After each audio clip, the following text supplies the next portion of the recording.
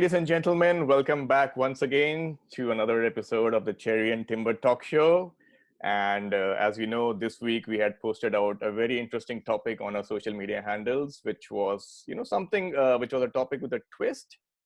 We asked you a question about some memorable fast bowling performances on Indian soil, which is a bit of a paradox if you consider India to be traditionally a spin friendly atmosphere for cricketers and for spin bowlers.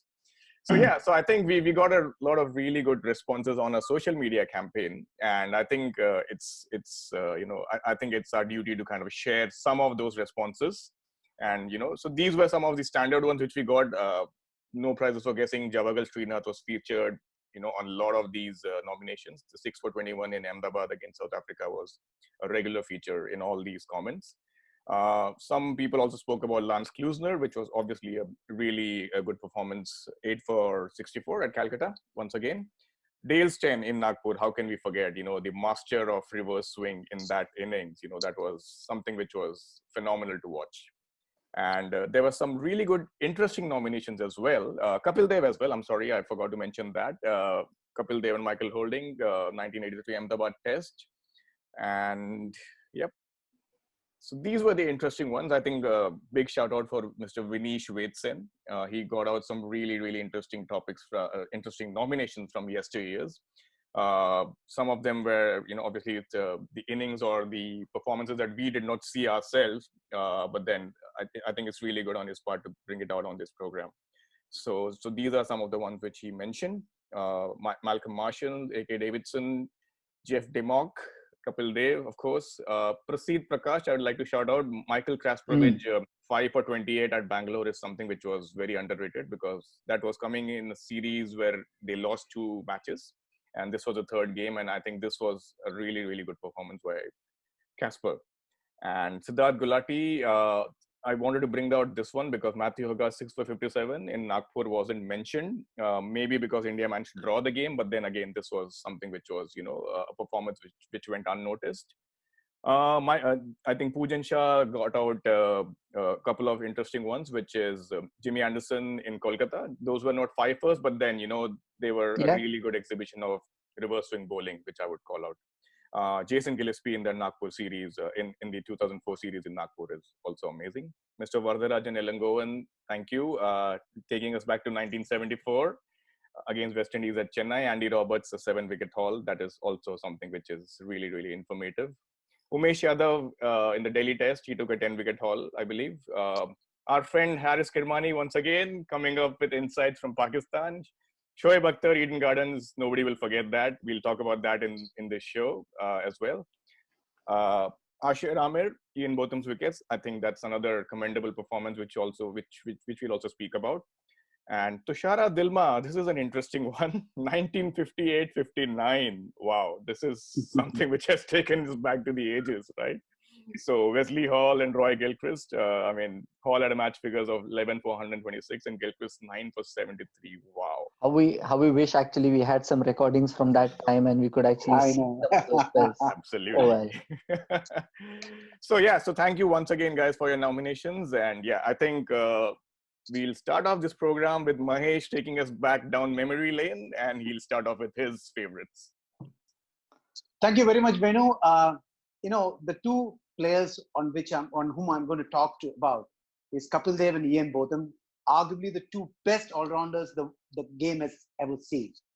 But first, let's talk about Ian Botham's performance in the Golden Jubilee Test match. I thought it was an incredible performance. I'll just set the context.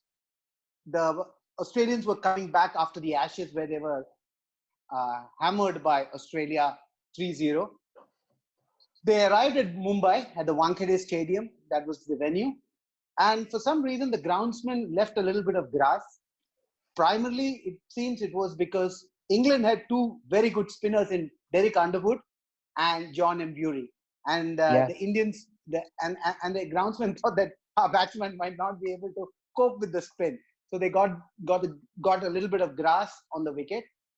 And unfortunately for India, the conditions got a little heavy on the day of the match. And after the toss, India decided to bat first, which I thought was a very bold decision, considering the weather conditions as well as the pitch condition. Vishwanath, who was the captain of the Indian team, decided to bat. Gavaskar got off to a pretty rapid start. I mean, India played very well in the first part, though Botham was very, very good in his opening spell. Probably he was not lucky enough to get any wicket, but he came back in his second spell and got Gavaskar out for 49. After that, the Indians never recovered from that position, and I think India got all out for 242. Majorly contributed by Gavaskar with 49 runs, and then Kapil Dev and Sandeep Patil, they all came and they just all left. England on the second day were in tatters. I mean, if you look at them, they were at 58 for 5 at one stage. And it did look like that the Indians might be able to pull up a brilliant victory. But then, once again, Ian Botham came with the bat and played a brilliant innings of 114. But while we are talking about Botham, there is one small incident that needs to be told to every viewer, because in every history book of cricket, this will be mentioned. It's the sportsman spirit of G.R. Vishwanath. He recalled Bob Taylor back after the umpire gave him out because he thought that Bob Taylor had not nicked it to Syed Kirmani. And I think that most of the Indian players after the match was a little upset with Vishwanath's because that actually caused them the match. And Botham and Taylor had a fantastic partnership. They scored almost 170-run partnership, took the game away. They had a lead of about 50 or 60 runs. And then Botham bowled 26 overs unchanged from one end.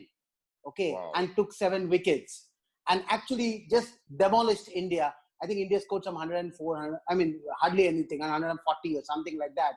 And then Boycott and Gooch scored the runs and England won by 10 wickets.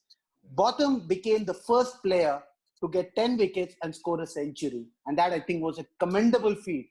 And Botham that time was relatively new. I mean, he had about 2 or 3 years of cricket experience. He went back to England and got the captaincy. I think that was in that era, he was like on song, right? The best all-rounder in the world. Because 1981 at Headingley, you know what he did, right? Yeah, absolutely. So this was 1980. But even in Australia, he scored a century in the last test match. So he was the guy who was the only guy who was performing. And that's how Botham had a fantastic Golden Jubilee test match. Whereas India, did not have a very good match to remember. Now we move to 1983. Kapil Dev, the captain.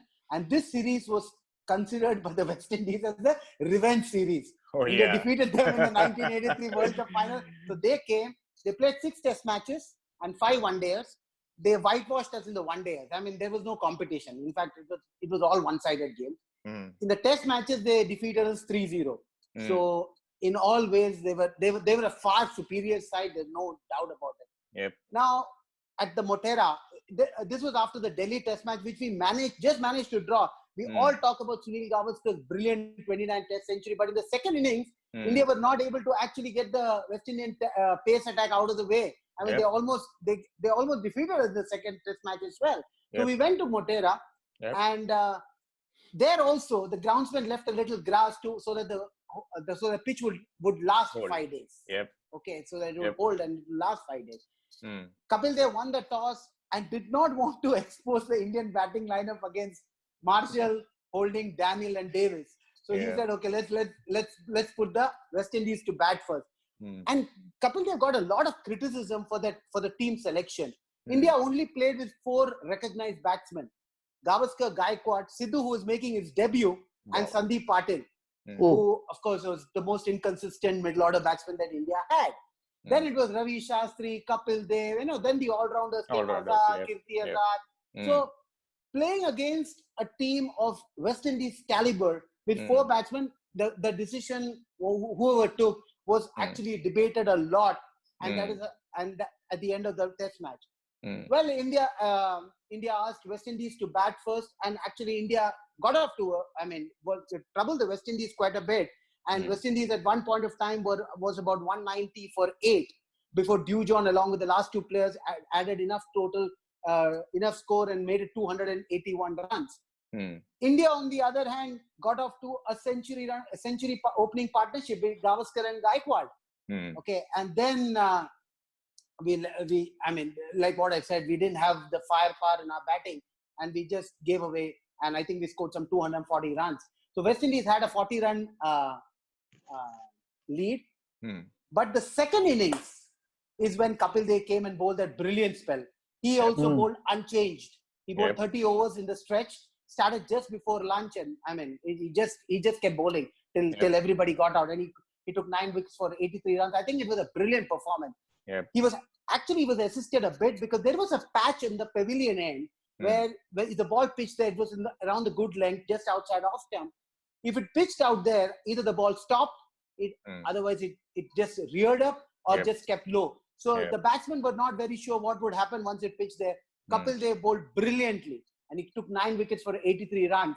And then when the Indians came to bat, Holding was asked by Lloyd to bowl from that end, and he got 4 wickets. And India, anything more than 100 runs, India would never have scored. And India had to score some 150 or 200 runs, and they got all out for 100 runs.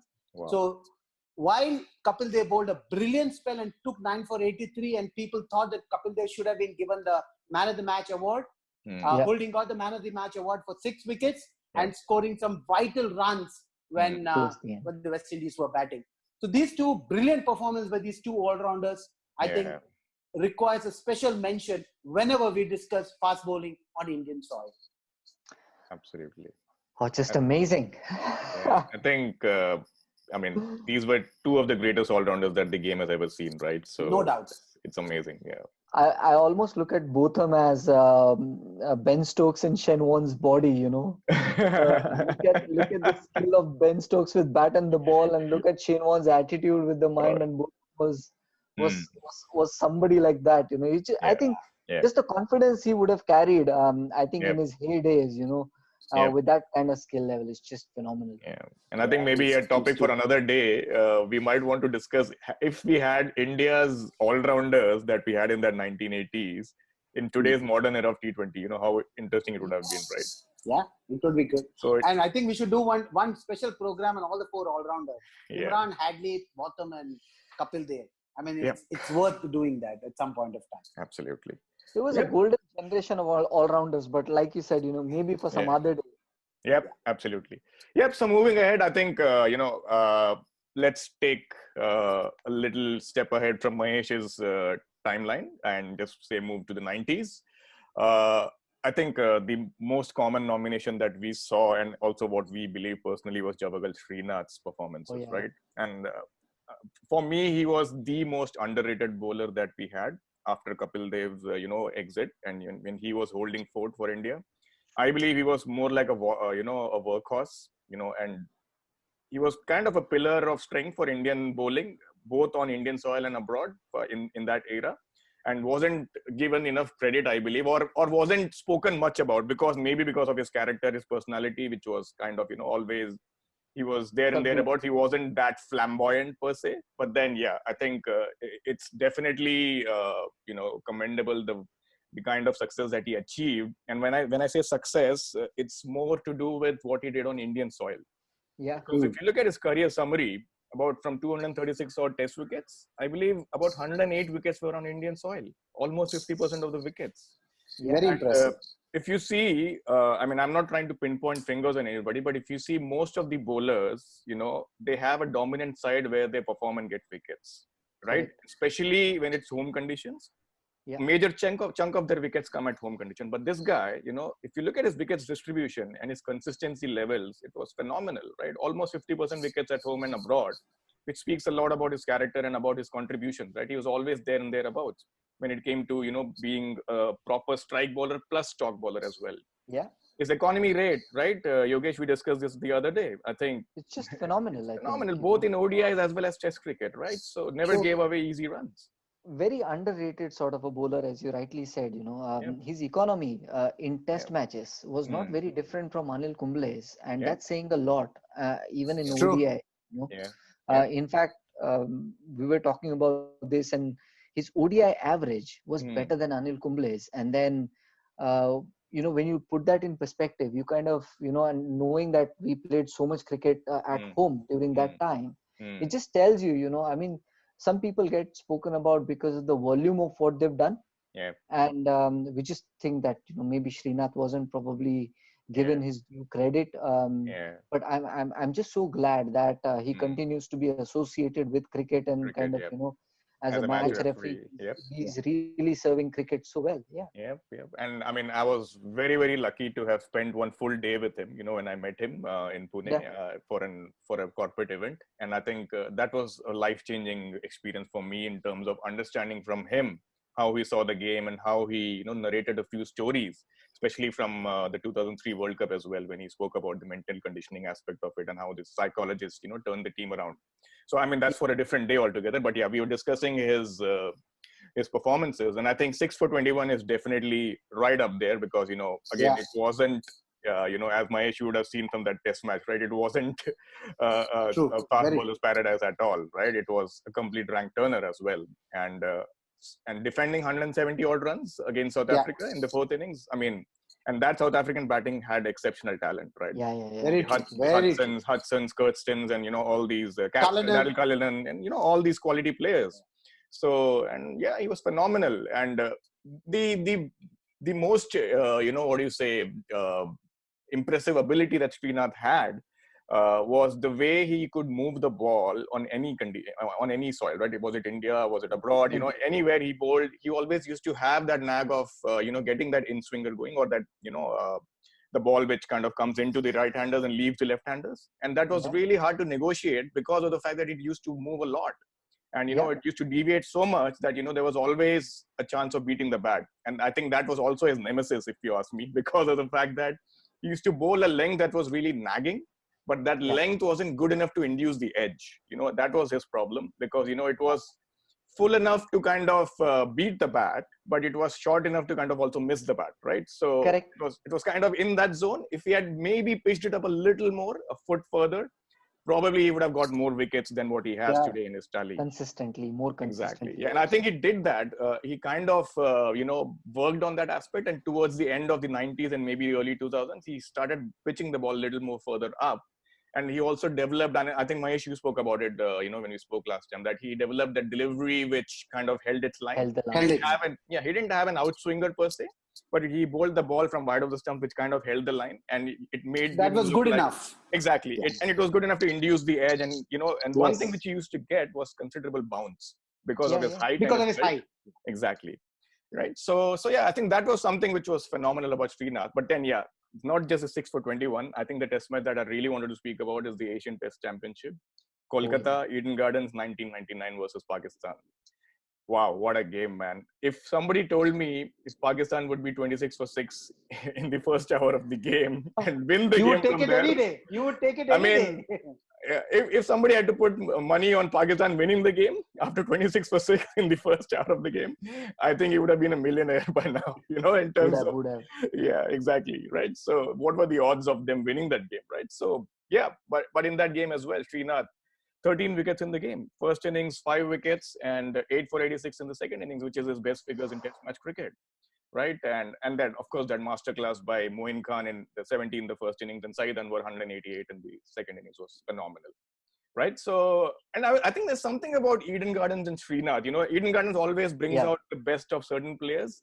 Azharuddin, VVS Lakshman, Harbhajan Kumble. So there are so many guys who love performing there. Excuse me. So yeah, I think that was something which was also magical about Srinath as well. And somehow Eden Garden brought the best out of him. I think there was even a test match in 98 against Australia where he got 3 quick wickets at the top. So that was another good performance. Who can forget the 96 semi-final? Jayasuriya, Kaluvitarana, Guru Singhe, all those 3 wickets in the initial stages of the World Cup, the semi-finals. Right? So I think, so there was something about Eden Garden which brought the best out of him. And I think there was one really interesting aspect which I would like to bring out.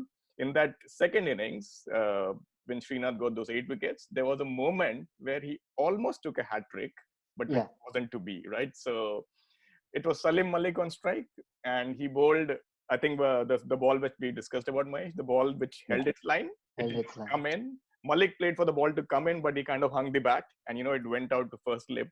Unfortunately, it was just about a few inches short of Saurav Ganguly in first slip. He actually claimed the catch, but then yeah, sometimes it happens, right? And when you're standing in the slip, you're not too sure. Not always you're sure. Yeah, but then it looked like he had a hat trick, and I was like, jumping in joy. But then yeah, it wasn't to be. But yeah, so that was Srinath for me, and there was another commendable performance in that game. A guy from Pakistan took 8 wickets in that game. That was Shoaib Akhtar. I believe this was the game where he announced himself to the world. And True. who can forget No doubt. those two deliveries? Who can forget those two deliveries to Rahul Dravid and Sachin Tendulkar? There was deafening silence in Kolkata and back to back.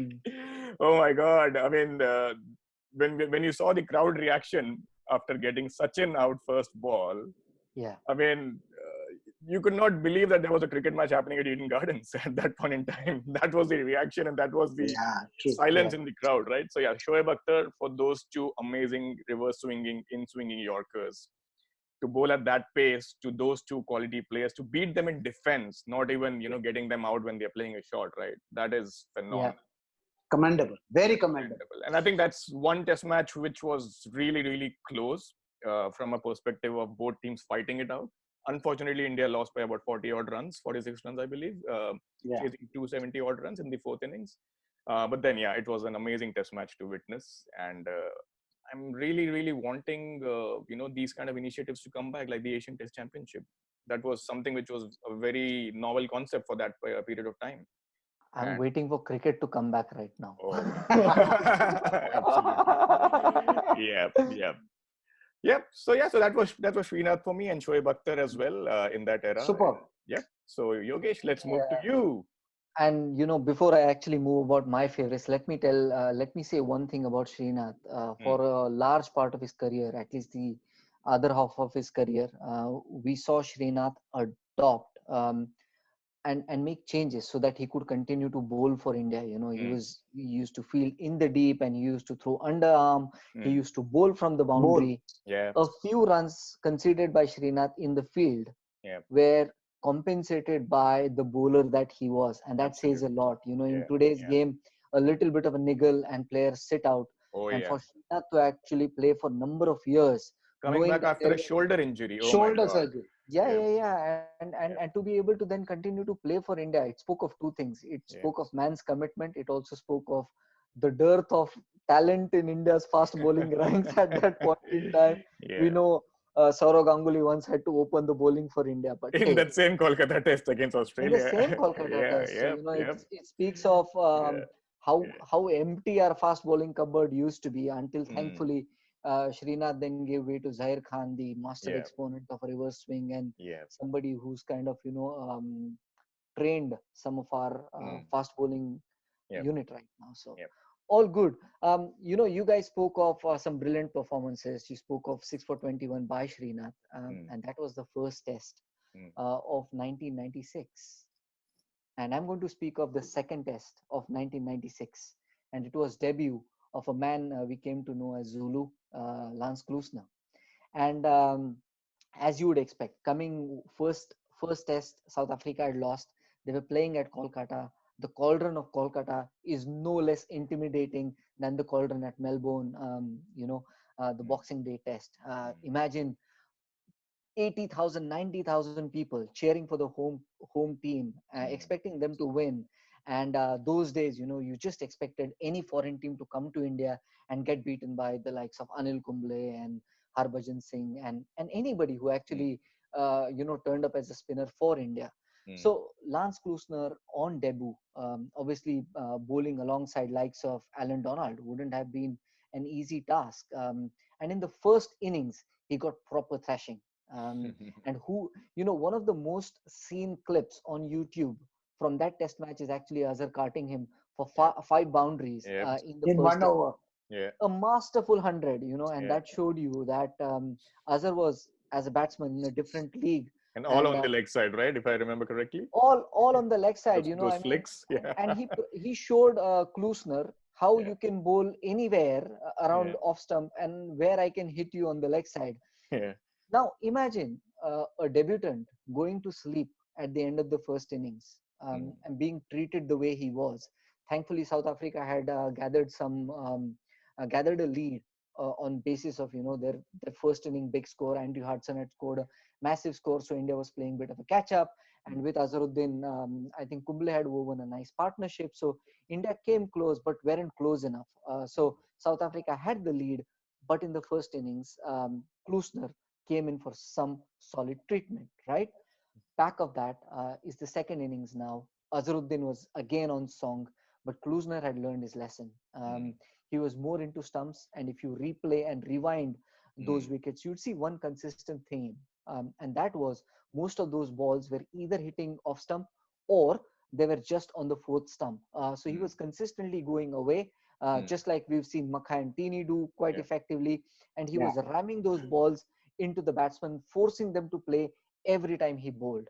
Obviously, not everybody could hold as well as Azharuddin did, and Klusener ended up with 8 wickets in that match. For a debutant to come up with a performance of that nature in Kolkata was magnificent. Obviously, Klusener wasn't just a bowler. We all came to see his all-round side. In 1999, he was the player of the World Cup, right? He almost got South Africa, but that's for another day. And just that phenomenal talent. And I feel that day Klusener actually told fast bowlers one thing, that as a fast bowler you could succeed in India, but there were basics that you had to remember. Make the batsman play as much as possible. Don't drift to the middle stump and leg stump. So long as you can sort of pitch it to fourth stump and off stump, you were all right. That's what he did very, very, very consistently. Which shows the margin of error, which is so less on Indian soil with Indian batsmen, right? I mean, if you've got to succeed, you've got to be that accurate in India. And when you had likes of, I think 1996 was when Tendulkar was coming into prime. Ganguly was part of the team. Ganguly got a duck in the second inning. Massive disappointment to the Kolkata crowd. Dravid was around. Dravid was around. But I think one of the things that led to also us losing that match is when you look at the openers in that match, you'll find names Nayan Mongia and Rahul Dravid as openers. And that showed you that was the period of transition of Indian batting lineup. And we had not quite figured out who were the people who were going to open us, consistently do that and consistently do a good job, until later when we discovered Sehwag and things started changing. So I think even today we have that problem. We're back to the 90s.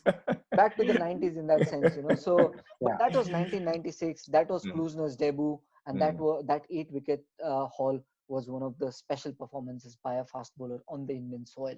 So from Klusener, I'm going to go to a fellow countryman of his, and somebody who I would say was probably a very clean exponent of fast bowling, somebody who'd give you joy of watching a fast bowler just as much joy you get from watching a Tendulkar bat, and that was Dale Steyn. And Dale Steyn, 2010, Nagpur, have a look at what he did. He obviously, dismantled us. He got 7 wickets. But in those 7 wickets, look at how he got Tendulkar out. The ball sort of, delivered, which was good length, but had just prompted Tendulkar to come ahead. It looked like it dipped on him. Then, it took the outside edge and the ball curved away, and that was caught behind. It almost looks like the batsman falling into the trap of the bowler. And, we speak a lot about, I think last episode we spoke a lot about the dip that Shane Warne used to get, and that used to catch batsmen by surprise. And I was like, can a fast bowler do that? Have a look at that ball and you'd see, how somebody, Dale Steyn, at the top of his, bowling prowess could do that to a batsman as good as Sachin Tendulkar. I think the best part was the ball was moving both ways, even when it was reversing. Equally good in terms of outswing and in swing, right? It was so hard that actually made him even more lethal. Right? Exactly. Dangerous. And then in swing, rightly said, because I spoke of Sachin Tendulkar getting out to an outswinger, right? There were 2 batsmen who shouldered their arms and regretted it. It was Saha on debut, not he got a not. And then I think Badrinath, if I'm not wrong. Not Badri, it was Murli who shouldered arms to him. Badri was also on debut. Badri got 2 half centuries in the match. Unfortunately, we lost that match. We also, I think that was also the match when Sachin Tendulkar got a second innings 100. Now, Sachin Tendulkar, second inning 100. I know a lot of Sachin fans will take a lot of heart from that, but we lost that match. But I think it was phenomenal. Coming also in Nagpur, which is easiest of places to bowl Yep. for Yep. fast bowlers. Yeah, I mean, the weather conditions can be lethal in Nagpur. When it's Yeah. hot, it's really Yeah. hot, right? Really So, hot. yeah. Yep. Yeah. And in 2010, India had Lakshman, India Yep. had Sachin Tendulkar. India had reasonably good bats, but just when you look at Saha and you think Badri played and Murli played, obviously, again we were back into that transition period and slightly unsettled team and all of that. Nothing to take away from special performance by Dale Steyn on the Indian soil. Absolutely, Yogesh. Very well. Yeah, very well summed up. And I think we have a very special guest on the show again. And I think he's the best guy to talk about when it comes to, Dale Steyn, because I think he has also had the opportunity to spend some time with him. So, so let's come back and get the special guest on the show once again. Amazing. Looking forward. Yep. Okay, guys, welcome back once again. And as promised, we have a very, very special guest with us. And we have Nishad Vaidya, who is a cricket journalist, and he has covered so many games of cricket in the last few years. And I think we are, I'm honored to know him through social media platforms. I've never met him, but yeah, we have had a lot of good conversations. And Nishad, glad to have you on this platform. Really great to be here. I've been following your episodes and they've been really insightful and fun. So it's really, I was wondering when I would get my chance to be here. Now you're being too modest, Nishad. वो कहते हैं पूरी कायनात or something like that. Law of attraction, yeah. Okay, great, Nishad. So, as you know, this episode we have taken a topic with a twist, and we have spoken about some really interesting fast bowling performances on Indian soil. Generally people would think about spin bowling when it comes to performances in India. But we thought, we should definitely cover this aspect because we already did a spin bowler show in the last episode. And we thought, why not cover fast bowling, but not the obvious choices, but something which are standouts on Indian soil. And, we wanted to know from your perspective, since you already know the topic and you saw the nominations as well on social media, which were your favorites or personal favorites, or some of the ones which did not come out on social media or in our discussions, which you would like to bring up? I've always felt that fast bowlers in India have always worked in packs. If you see how they have operated, it's never been consistently that one bowler has stood out. Obviously, we've got those spells now. We've had them in the list. Otherwise, if you see spinners, then you see one spinner has really done very well and he's taken 6-7 wickets. Otherwise, fast bowlers, you see they're dividing the work like 4 wickets, 3 wickets. But obviously, there have been quite a few spells where they have stood out. I'm sure you've already discussed about Kapil Dev and some of the others. From what I've heard, having worked in Chennai with the Tamil Nadu Premier League, people still rave about Andy Roberts' 7-wicket haul in that 1974 Test match and how Gundappa Vishwanath batted, the battle between the two. But let me talk about something closer to home. Even from the 90s, those spells, I was too young to understand. Obviously, a lot of my knowledge about all those spells is about what I've read. But if I have to pick one from what I've seen, it's got to be Dale Steyn, 7 for 51, I think, at Nagpur, which I think really stands out because I remember watching that spell, just the way he took on an Indian batting lineup. I know some would say it wasn't India's strongest batting lineup, remember, because VVS Lakshman was out injured. Rahul Dravid had gotten injured in the test match against Bangladesh before that tour, so he was out. Rohit Sharma got injured on the morning of the test match. And Riddhiman Saha had to come in, who was in the squad as a backup wicketkeeper, had to play as a pure batsman. So it wasn't the Indian team at its best, but there were two blokes in that team who were definitely at their best. One was Virender Sehwag and the other was Sachin Tendulkar. In the first innings, Virender Sehwag got that combative century, but Dale Steyn, just the way he bowled on that Nagpur track, a flat track where Hashim Amla batted and scored a 250 odd. Callis, I think, also got a century. So it was a track that was meant for the batsman, and he steams in. And that battle with Sachin Tendulkar, I think that really stands out because this was a Tendulkar who had this second resurgence of sorts. The year 2010, we equated with the year 1998. And the way he got Sachin out in that first innings is what stands out. Just getting him just foxing the master with the kind of movement that he got on that day, especially getting him to play that straight drive, and he got it for 4. With that authority, Tendulkar, when he gets a straight drive, you feel he's on song and he's going to go and get big runs. And as he was doing in that phase, but then you just get this ball that just hangs outside off stump, and Sachin Tendulkar is not sure whether to play at it, leave it, and just gets a feather to the wicket keeper. For me, that spell stands out. Absolutely, yeah. No doubt. Phenomenal, right? And I think it was reverse swing, if I'm not wrong, right, Nishad? It wasn't conventional swing? I think so, because again, if you look at the way Dale Steyn bowled, he could bowl with the new ball, as we saw at Ahmedabad in 2008 on that green track when India got bowled out for 76, and Dale Steyn really used the conditions and used the new ball. But he could also do stuff with the old ball. So a complete fast bowler, if you ask me, I have seen in that era who had that kind of aggression to back up the kind of skill that he had. Yeah, and that too in conditions which were hot. Nagpur can be really hot. So it's like not conducive at all to fast bowling, right? So in all aspects. Exactly, yes. And on that note, I'd like to tell you a small story, which I've been very fortunate to work alongside Dale Steyn during my time at Gujarat Lions. And this is a story that is there on YouTube, and you can check it out, in fact, because it was covered by the media house that I was working for earlier. And Dale Steyn was asked about batsmen who he feels have had him in trouble. And he said, I asked him about it later. And he's in that video, you can see he said that even though he was on top, bowling at the top of his mark in Nagpur, and he was getting batsmen to play and miss, but the moment he saw Sachin Tendulkar, and if he would look at him when he would start his mark at his bowling mark, and he would look at Sachin Tendulkar, he'd just get the feeling that he's got him all sorted out. Yeah. And this is a Steyn who's rampaging, who's troubling all the batsmen. But it also speaks about the class of Sachin Tendulkar and the kind of respect that these players share for each other. Correct. Absolutely. Yep. Yeah, I mean, one of Sachin's masterful centuries, we've seen him getting beaten and then driving Steyn. And it's almost like, you take one ball, I'll take another one. But it's almost like a battle between two boxers who are just not giving up, isn't it? Fascinating. Yes, and this was a few months after the Nagpur test in Cape Town.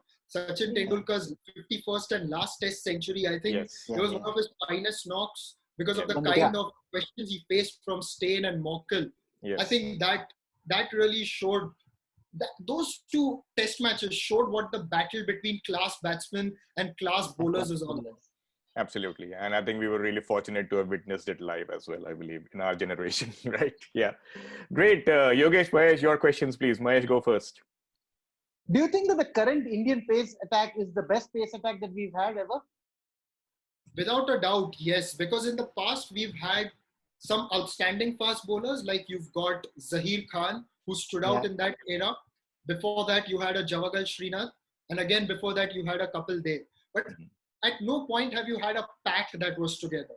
A pack that complemented each other. Yes, and Ishant Sharma bowled with a Zaheer Khan, but Ishant Sharma back then was not the bowler that he is now. Or for that matter, what he became after the year 2014. In fact, you look at his stats up until 2014 and from 2014 onwards. In fact, it's quite funny because Ishant Sharma's real resurgence started with Zaheer Khan's last test series in New Zealand.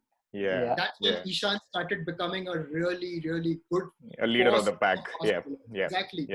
So you've got an Umesh Yadav who's out and out fast. You've got an Ishant Sharma, leader of the pack, who bowls at a good clip. Mohammad Shami, reverse swing, good pace, and a Jasprit Bumrah, who I consider is a once in a generation bowler. He's an X factor for sure. He's an X factor. So as a pack, this is the best Indian fast bowling. And as I tell my father a few times when we discuss cricket, or even I talk to others, I sometimes wonder, what if we had this bowling lineup with the old Indian batting lineup? The Fab Five. That side, I would have loved to see that kind of side take on Ricky Ponting. Australia. Absolutely. Yeah, exactly. That would have been a mouth-watering contest, right? Yeah, that would have been fantastic. Funny, Nishad, you said Ishan's resurgence started after Zaheer's last test series. I thought, Ishant's resurgence started after he cut his hair. Well, he's cut them a few times. So you've got to tell me when, at what point he cut his hair and it started. I think he also made that famous statement, right? अगर बाल काट दिए तो wicket नहीं आएंगे. Yeah. Very much on a lighter note, we all love Ishant Sharma. We love him now, at least. Question, I think earlier when we were speaking and Venu spoke a lot about Javagal Srinath, right? How unlucky was Javagal Srinath when he was bowling for India? To some extent, yes, because I think he was overused. As we know, when India went to the West Indies in 1997, his shoulder gave way. Oh, yes. By then, I mean, when I speak to one of my friends and who's watched a lot of cricket, and he told me, just as the Indian team was boarding the flight to the West Indies, everybody was concerned about Javagal Srinath's shoulder because of the amount of bowling he'd done, including on the South African tour, when South Africa were in India, the World Cup before that, throughout the year. So unlucky in the sense that he didn't have the kind of support in Test cricket that he could have. Venkatesh Prasad was a good one-day bowler, but in Test cricket, he wasn't quite the force that a Srinath was. In one-day cricket, Prasad was right there. But in Test cricket, it was all about Srinath as the fast bowler. And in that phase, India tried numerous other fast bowlers and they kept chopping and changing. Abhi Kuruvilla came a few years late. Had he come earlier, he may have established himself. You had David Johnson, Dota Ganesh, a lot of these fast bowlers who were coming in and then they were dropped. So there was no stability and a lot of pressure was on Srinath. So I think he was unlucky in that sense that he didn't have the kind of support that he deserved. And if he had the kind of support, then who knows what he would have been able to produce. Absolutely. And I think on that same note, when you say overworked, even in the year 2002, I believe, when we toured the West Indies, the game that we won at Port of Spain in Trinidad, I remember probably he bowled an 11-over spell, towards the end of the game when India were trying to win the match. And just imagine a fast bowler like that, with that pace and that consistency, trying to bowl an 11-over spell in today's day and age, wherein, they just break down after 5 overs, right? Out and out fast bowlers. So speaks a lot about his fitness, speaks a lot about his, dedication and commitment. So, yeah. For please. Sorry, Nishad. so I was just saying, you mentioned the West Indies tour, and a fun fact is that he actually retired from international cricket after that and had to be coaxed into coming back, which he did later in the year with the World Cup in mind. And a few more test matches against the West Indies at home. But possibly, I mean, it's another fun fact that I thought I'd highlight at this point. Yes. I remember that time when Ganguly had to kind of, coax him into coming into the side. And I think then he was the leader of the pack for the 2003 World Cup when he was kind of made the bowling captain for Zahir and Mehra to kind of, work under his mentorship. Yeah, Yogesh, sorry, you had something to say. So I just wanted to say, for somebody who isn't spoken so much when it comes to, great fast bowlers, Javagal Srinath got 550 plus wickets for India. And as any bowler who's aspiring to play at international level, you would say, I'll take that any day. Definitely. Absolutely. Yep. Agreed. Yep. Great, Nishad. So it was fun chatting with you, man. Thanks a lot for joining and very, very interesting insights that you brought about. And, we're lucky to have you on the show once again. Thank you so much. And let's hope that cricket is back soon and we are all able to see a really mouth-watering contest by the end of the year. The India and Australia Test series, if it's sanctioned and if it goes on, that'll be great to watch. And hopefully we'll have Nishad back too sometime. Oh yes, definitely. We've got a lot of time now. More time than I've needed. But anyways, yes, we all should wish that. Let's hope and pray everything is good soon. Everyone is safe, healthy, and we are able to recover soon. And a big thank you to all those people who are working in that thing. Yes, well said. Yep. Thank you, Nishad. Thank you. Thank you, Nishad. Thank you. Okay, guys, so that brings us to the end of the show. And once again, keep a watch out for our social media handles. We are coming up with a slightly different topic once again for next week, which is quite interesting. It's related to cricket, but it also is related to something else as well. And I think this is something which will interest a lot of you and would love to hear your comments and thoughts on this topic as well. So keep a watch out. Thank you once again. Stay safe, stay healthy. Bye-bye and take care. Thank you. God bless. Bye.